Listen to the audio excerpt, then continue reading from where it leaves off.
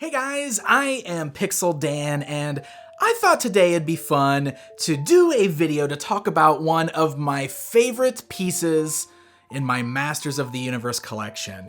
Not only do I collect the action figures, the vehicles, the playsets for all of the main Masters of the Universe toy lines, but one of my favorite things to collect are all the weird pieces of additional merchandise, specifically that came out during the original run of Masters of the Universe.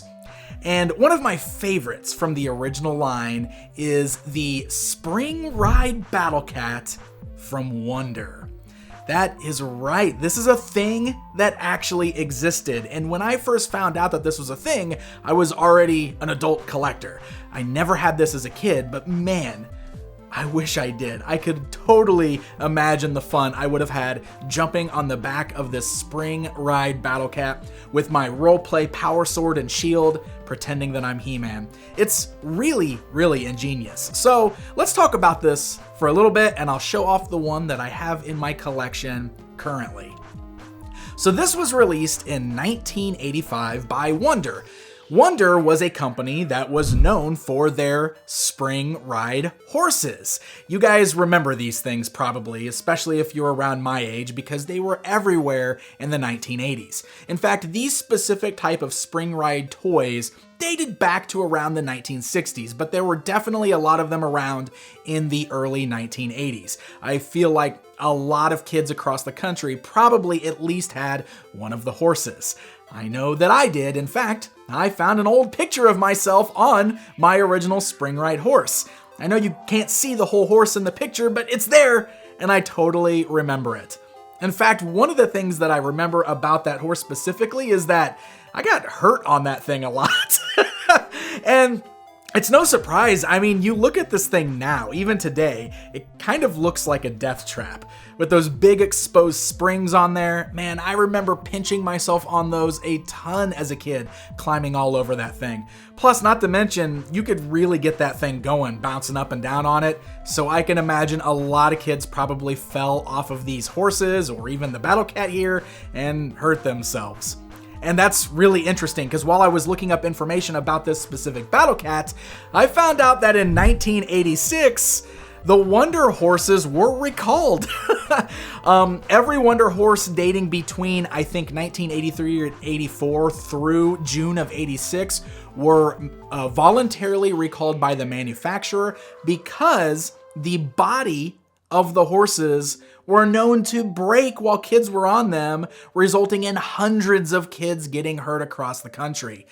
That Battle Cat was released in 1985, so it kind of falls right in the middle of it. Now, I don't know if that one specifically counted as part of the recall. I think that it might have just been focused on the horses, but still, it's an interesting note. I always talk about how dangerous that thing looks now, and it's interesting to know that it did in fact get recalled back in the 80s. Now, Wonder did go on to keep manufacturing their horses from 86 onward. They just reinforced it. They made it of better material. And to my surprise, while I was looking things up, you can still buy spring ride horses like this today. They're just made a little bit different. The springs are covered now and they look a little more sturdy. So they still make toys like this today. The Battle Cat is very, very cool looking, of course, because in place of a horse, you've got yourself a full-on Battle Cat that does look a lot like the vintage toy, but it is kind of squished in a little bit. He's got shorter legs and everything, but still, it's a really neat concept for kids to pretend that they're He-Man riding on his steed. As an adult, I found this thing by walking around a toy show, and I saw it, and I couldn't believe that it was a thing that existed. And I always wanted one to add to my collection just because I thought it was a cool and unique piece. But when my son was born 6 years ago, it amplified my need for this item even more because I thought it would be cool to put in his bedroom and maybe even play with him. So I reached out, and I have to give a shout out to my good friend Josh Van Pelt, who works with the Power and Honor Foundation, because he came through for me and was able to help me secure one for my collection, and that is how I ended up with my very own ride on Battle Cat.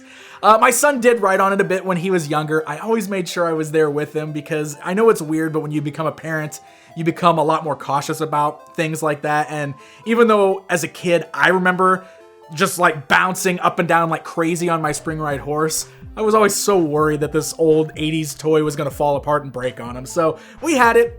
We definitely played with it together a little bit, but it makes a really fun addition to my collection for sure. And right now, I've even placed it in the bedroom, which is reserved for my wife and I's upcoming second child. So it'll be a nice little decoration piece in his room before ultimately I need to find somewhere to put it in my actual collection. But still, it's a cool item. I'm really glad that I own it.